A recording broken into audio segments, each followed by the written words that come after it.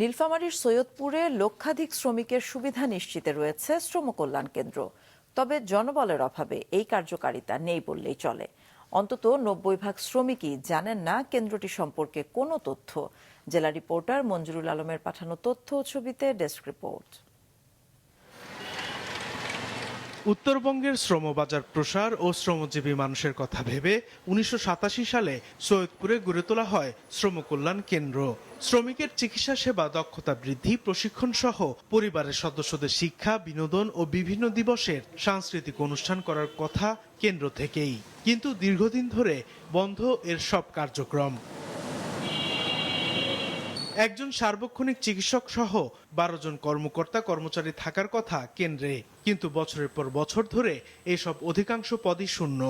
আর বাস্তবতা হচ্ছে অধিকাংশ শ্রমিকই জানে না এই শ্রম কল্যাণ কেন্দ্রের কথা। শ্রমিক কল্যাণ কেন্দ্র একটা সংস্থা আছে বা একটা আছে, আমরা তো কোনদিন শুনি নাই। শ্রম কল্যাণ অফিসের মাধ্যমে যে গরিব সাধারণ যে শ্রমিকের যে চিকিৎসা করা হয় সেটা তো আমরা জানি না। এটা আপনাদের মাধ্যমে আমরা জানতে পারতেছি।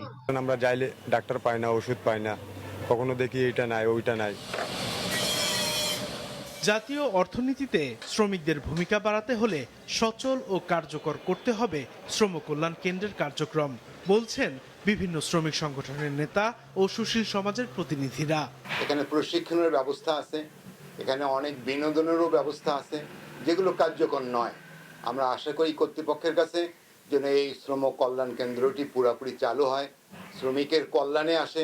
চিকিৎসা এবং তাদের বিভিন্ন দাবি দেওয়া আদায় তাদের সংগঠিত হওয়ার জন্য তাদের বসে যে একটা মিটিং করবে বা সভা সমাবেশ করবে, সেজন্য এই কেন্দ্রটির যথাযথ উন্নতি বা উত্তরোত্তর উন্নতি করা দরকার।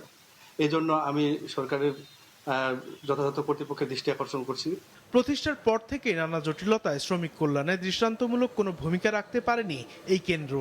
লোকবল সংকটের কথা বলে বন্ধ প্রায় বছরের পর বছর। কেন্দ্রটি চালু করতে কার্যকরী পদক্ষেপের দাবি এই অঞ্চলের শ্রমিকদের। মাছরাঙা, নিউজ ডেস্ক।